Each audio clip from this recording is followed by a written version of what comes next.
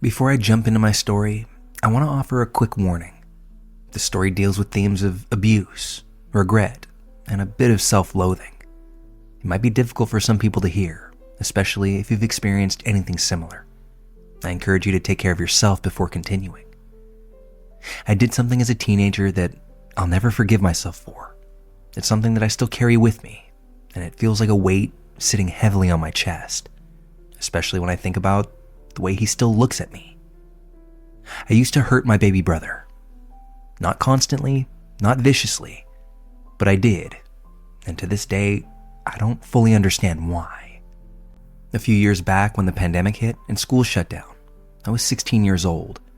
I was a moody, overwhelmed junior trying to balance online classes, my own crumbling mental state, and a home life that was already complicated. My little brother was about 3 at the time. He was supposed to be with a babysitter while our parents worked, but she stopped watching kids after the virus started spreading. Understandable. I volunteered to look after him. I had already been the one spending the most time with him anyway. His dad, our dad, was barely around, and I loved that little boy more than I can put into words. He was the kind of kid who made people smile without even trying. He was sweet, curious, bursting with love and energy. He wanted to show me everything. His drawings, his toys, the bugs that he'd find in the yard. He followed me around everywhere, always desperate for my attention, and it was clear that he looked up to me in a way that was pure and unconditional. But as the weeks went on, the pressure of being both a student and a stand-in parent started to get to me, and somewhere inside of me, I started to let frustration take control. It wasn't like he was doing anything wrong. He was just being a toddler. He'd spill milk because his little hands couldn't quite manage the cup. He'd throw toys to see if I'd chase them. He'd cry because he wanted attention. All completely normal, innocent things. But in my head, I was already stretched too thin. And instead of responding with patience and care, I'd just snap. I remember yanking him by the hair when he once knocked something over. I pulled hard, too hard. And I remember the small, sickening pop, followed by his high-pitched scream that followed. I can still feel my heart dropping into my stomach as if that moment just happened. And still, I did it again another time out of sheer, stupid frustration. It's these moments and others like it that replay in my head over and over. His cries echo in my memory louder than anything else from those years. And the worst part of it all is the second that I realized what I'd done, the second that my anger would drain out of me, I'd open up my arms to apologize, and he would always run into them, without hesitation, sobbing into my shoulder while I cried silently above him, hating myself more than I thought was possible. After taking a step back and realizing what it was that I was doing, I promised myself I would never let that kind of rage touch him again. And from my hand, it hasn't. But the damage, that's already been done. Not necessarily to him, but to me. Because I knew what I was capable of now. I knew that I'd crossed a line that I couldn't uncross. My brother is almost 5 now, and he still adores me. He chooses me over anyone else in the family. He talks about me constantly. He asks about me when I'm gone, and that love makes that guilt cut even deeper. I moved out of the family house about a year ago, but every time I visit, it's like I never left. He runs to me, tugging at my hand, begging for me to play, refusing to let me leave when it's time to go.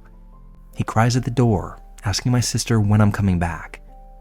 And knowing that absolutely kills me, because I can't understand how someone so small could still love me so much after what I did to him. Maybe he doesn't remember. Maybe he was just too young, but I remember. I remember every detail. And I know from my own childhood that memories of abuse can stick with you far earlier than people think. That thought actually haunts me because it means there's a chance that some part of him does remember. And if he does, he's chosen to love me anyway. I think about apologizing all the time, but how do you explain something like that to a 4-year-old? How do you look into the eyes of a child who idolizes you and confess that once you caused their pain? How do you say I'm sorry when those words just feel too small? The guilt is worse because I know he's not being treated much better by anyone else. Our mom neglects him more often than not. Our older brother treats him with open cruelty. He's not being beaten the way that I was when I was little, but he's still being mistreated. Ignored, dismissed, handed toys in exchange for affection like it's some kind of transaction. And I can already see the spark inside of him dimming. That bright, joyful light he used to have is dulling, and it's hard to watch. I think about moving back home just to be with him. I know now without a shred of doubt that I would never let my frustration touch him again. The last time I heard him was halfway through that year of taking care of him, and I've never come close since. But part of me still believes that I don't deserve to be near him. And yet, if I don't go back, who's going to protect this little boy? Who's going to love him the way that he deserves to be loved? I don't know what the right answer is. All I know is that I hate the version of myself that existed back then. That angry, impulsive teen who hurt a child that she adored. And I hate that my baby brother ever had to cry because of me. It's easy for people to believe that hurting someone you love means you never really loved them to begin with. But I know that's not true. I loved him before I hurt him. I loved him when I did it. And I love him now more than I ever have. That's what makes this guilt so consuming. Because love isn't supposed to look like that. It's supposed to protect, not cause harm. I'll spend the rest of my life trying to be the sister that he deserves, the person that shields him from pain instead of causing it.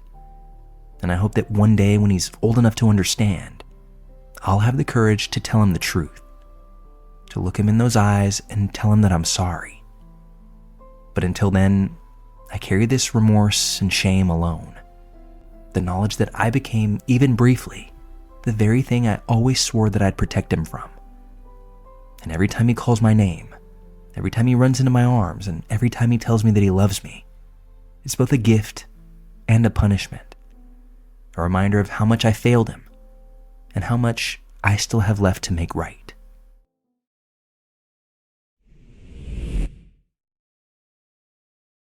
I don't look like the kind of person you'd picture when you think of a heroin addict. And yet for 2 years, in my late teens, I was one. And not a single soul knew about it. Not my parents, not my closest friends, not even the people that I partied with on weekends. The only person who knew the truth was my dealer. My introduction to heroin was almost accidental, though calling it that might be giving it too much innocence. I was tricked into it. The year was 2002, and I was at one of those sketchy house parties full of people that I barely knew, most of them older than me and from out of town.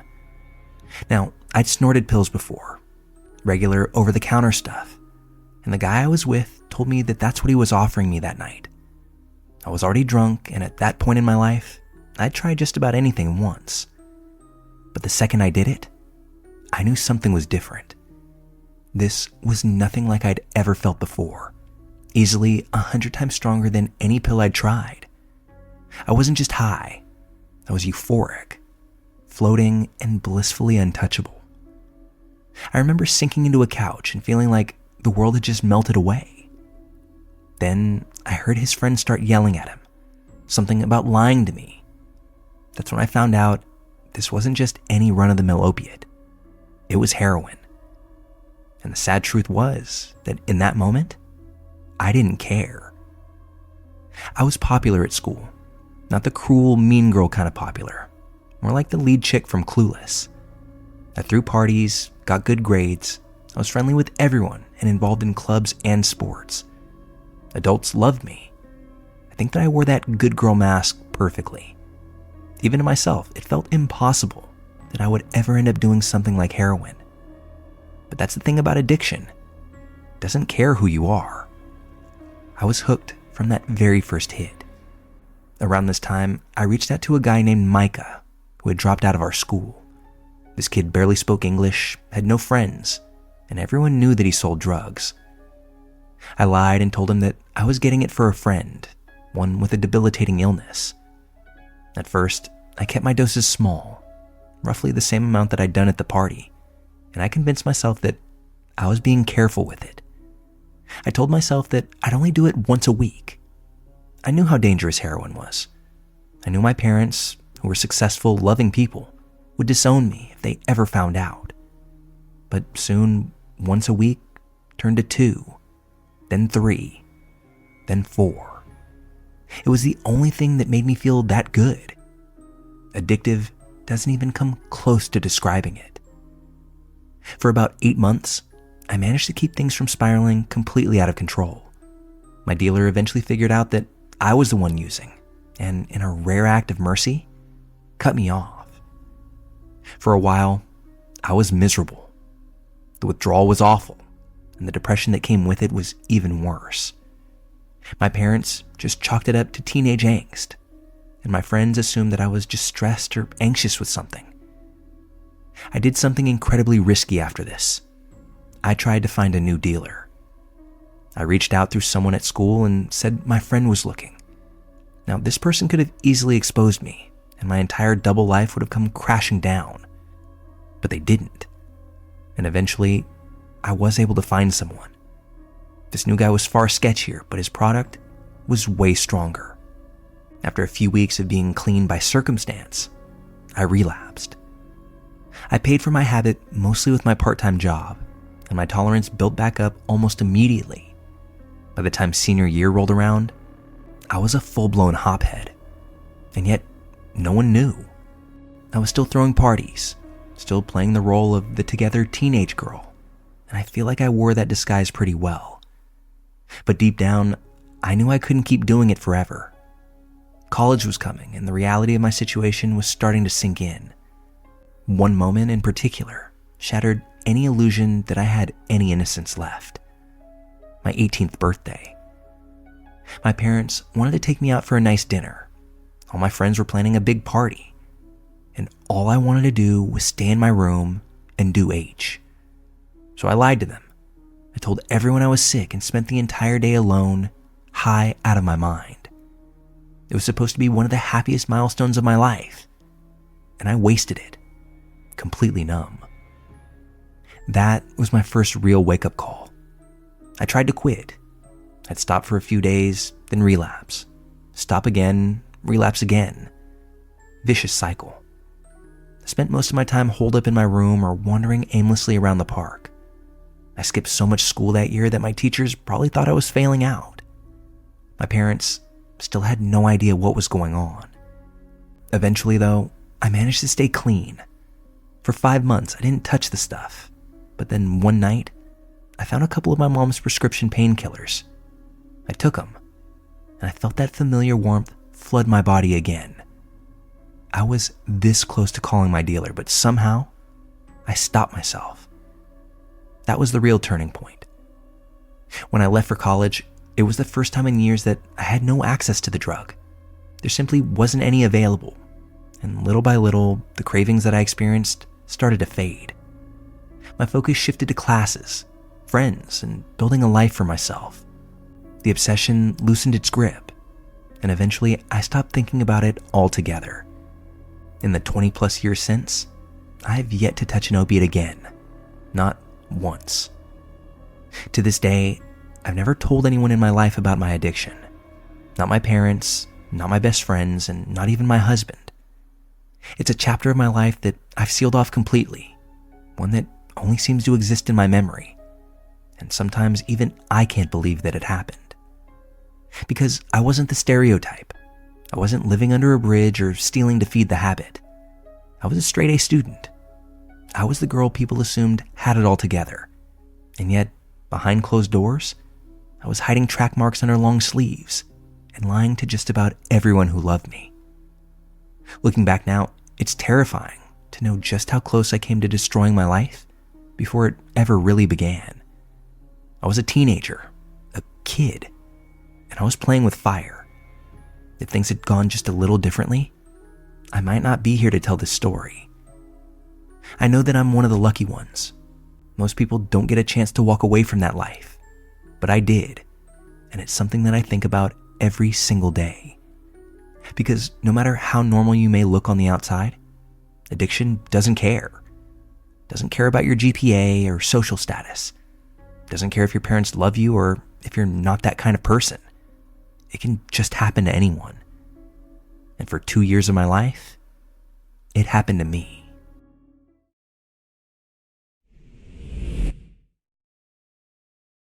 We did everything we could to give my stepson a shot at a normal life. For years, things were blissful. He was bright, funny, curious, and full of all kinds of potential. But everything changed when he hit middle school. That's when the skipping classes started.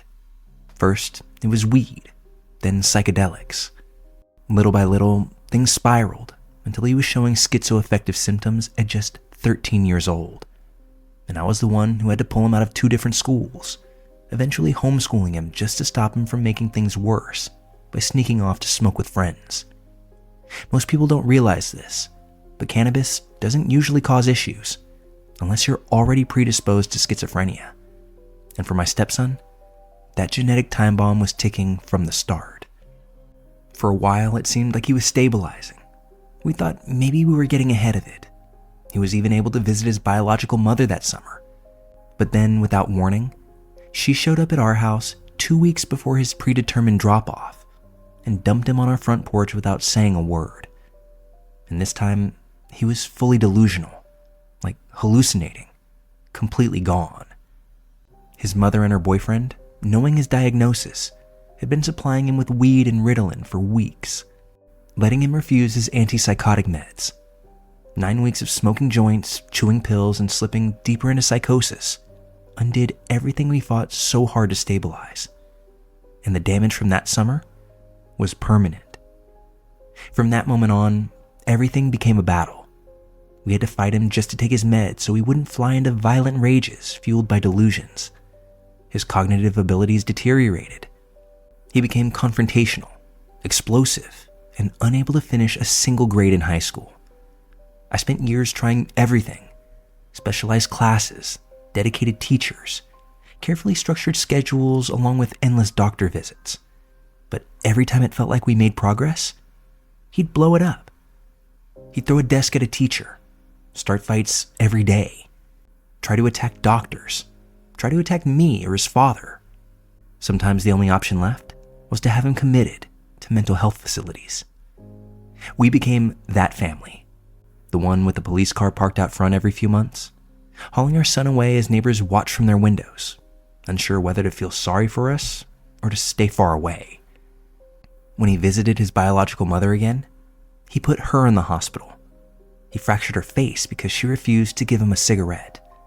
It happened 6 weeks before his 18th birthday. He was too young for charges, and that meant too young for consequences. By the time he was 18, he didn't want to be under our roof anymore. We tried everything in our power to keep him off the streets. We paid for studios, small apartments, but he was always evicted, typically for harassing neighbors for cigarettes or money. Even hotels would throw him out, but worst of all was how he treated his father. He'd tell him he had to care for him, that he had no choice. He'd demand anything he wanted, convinced by his delusions that everything we owned was actually his. And when we told him no, the violence would follow. Screaming, destruction, physical threats. The cycle seemed endless.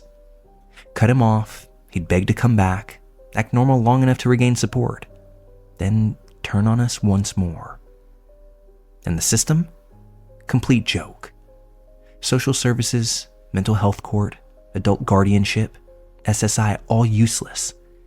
If people want to keep monsters like this off the street, they need to stop slashing mental health funding and start building systems that actually protect both the public and the families trying to help.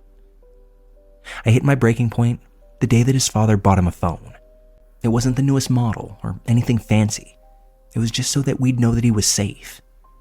He smashed it on the ground right in front of us, then laughed, smashed it again, and said, "Guess it's time for you to buy me a new one." When he was on his own, instead of washing his clothes with the detergent that we bought him, he'd just throw them away and demand new ones. He'd take 2 bites of meals that I prepared for him and dump the rest straight into the trash. When I asked why he wouldn't save it for later, he'd just sneer and say he didn't have to explain himself, because, in his words, he's a man. The horror just goes on and on, though. I've gotten to the point that I actually want my stepson to accomplish pissing off the wrong person and being imprisoned, or worse. The burden that he's placed on our shoulders would be manageable if he wasn't so despicable. Regardless of his disease, I will not allow that to excuse or justify his repugnant actions. By telling a schizophrenic that their disease makes them an asshole, they'll just allow that to warp their reality and make it a fact. By telling him his wasteful behavior, violence, or disregard of the sacrifices of others is not his fault due to his schizophrenia, you are enabling him to be much, much worse. He'll latch onto the idea that he's untouchable or blameless for anything he does, and he'll react violently if you attempt to call him on it. The pain etched on my husband's face is hard to permit. I want to spring to his defense and pummel the perpetrator, his son. I understand the immense instinctual obligation my husband must feel, because if our daughter was in the same position, I would be doing whatever I could as well. As a stepmother, I can inexplicably remove myself emotionally from my adult stepson. A biological father or mother can't simply flip that switch. I had to give up on my stepson a few years back, for myself and my family. It was unbearably painful for me to see all of the hard work we put into trying to give him at least a small chance at normalcy, and my stepson gleefully doing whatever he could to unravel every plan we made. Staying up and planning out clothes and discussing what he should probably say to the judge to reduce the likelihood of a bad outcome, only to have morning come and his attitude clearly say, "F you parents." He refused to dress and walked out the door saying that he didn't have to go to court because the judge was not God, and he's only accountable to God. We worked tirelessly at helping him apply for SSI benefits and a halfway home or assisted living for people with similar mental health issues. But once again, it's "F you parents." I'm not going to sign the SSI application because I'm going to become a famous fucking rapper.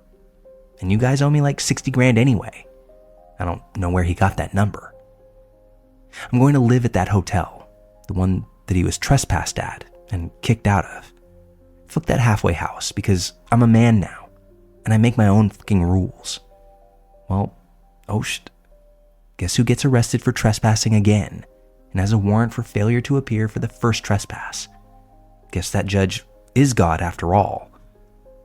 Collect calls at our house are auto-blocked, and bail was never in our vocabulary. In all seriousness, I wish we could have our sweet boy back, and he could have a normal life. I wish that he could have a boring job, douchebag or awkward friends, the chance to have loved and lost, drop out of college, even a midlife crisis, whatever. But I'm not going to break my heart again lamenting what's lost. Having to let go hurts a lot less than holding on. All I see now is the disease that has killed and consumed our boy. Now some despicable stranger that serves no purpose for this world, but to become a parasite in the community and on the souls of those who desperately cling to the chance of maybe seeing our beloved son one day. Sometimes I search for a glimmer of hope within him, thinking that there's a chance of him recovering. But all I see now is some doppelganger that's only interested in having his lavish whims obeyed. No trace of empathy, not even any inner turmoil. This disease is deeply cruel. It refuses the very medication needed to bring our boy out of this hole, because it's tricked him into thinking that the meds are the absolute source of all his problems, or some conspiracy of all of us trying to poison him. I really fear that he'll get into that one last fight with the type of person that refuses to be bullied by his aggressive panhandling. But I also secretly want him to get into that one last fight, because I want the monster that has consumed our boy to be struck from this world, at last allowing the soul of that little boy that I once knew to finally be free from his prison of madness. He didn't deserve this fate. That sweet class clown with the adorable laugh and a head full of curls that I would ruffle every day just didn't deserve this. I tried to pull you from the void, but I couldn't save you, and I don't know what else I could have done any differently. Fuck you, schizophrenia.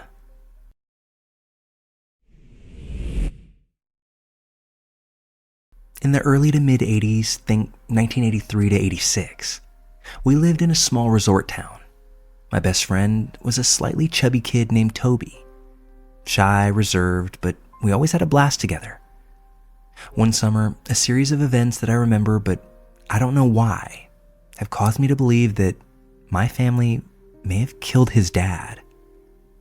Toby always wore long-sleeve shirts and pants, even if it was 100 degrees out. I didn't really understand it, but whatever. That was his choice, I thought. My parents used to talk in hushed tones and were very, very odd in the way that they talked to Toby. They talked to him like he was hurt or something. One day as I walked over to visit him, I noticed that his garage door was open, and I walked in. Now, I'd never been in their home before, and I was excited.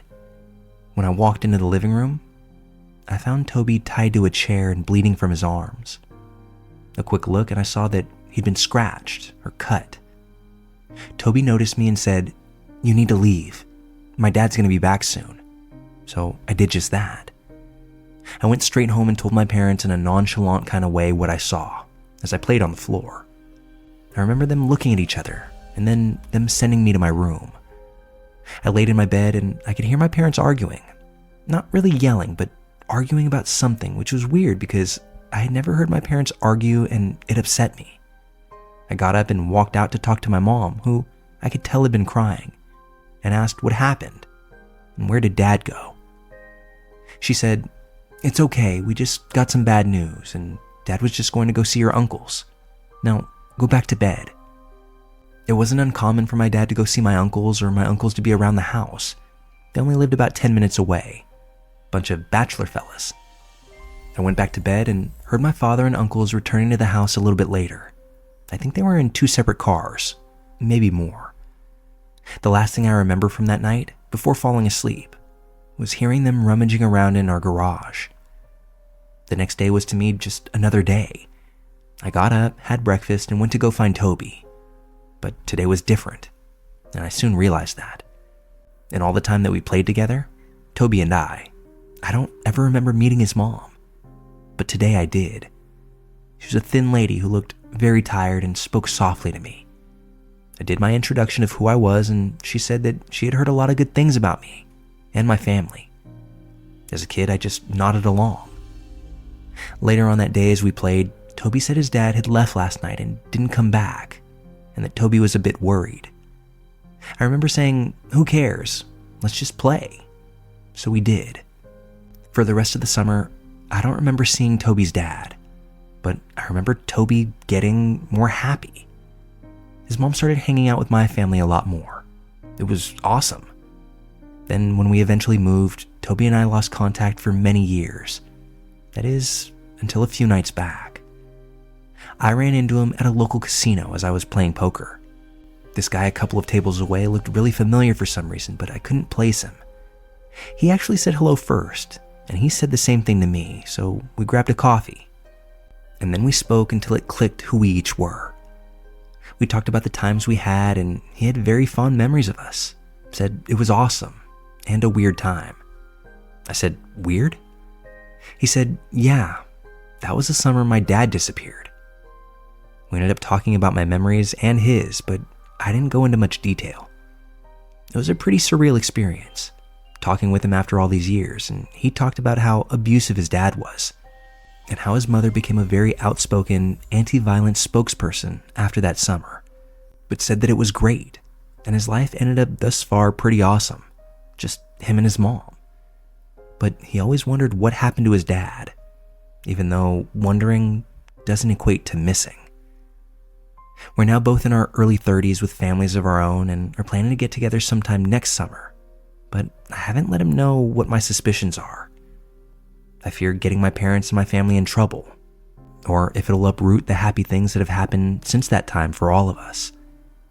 I don't know, and I'm sorry for writing such a long and vague post, but I was up half the night thinking about this, and I needed to get it out.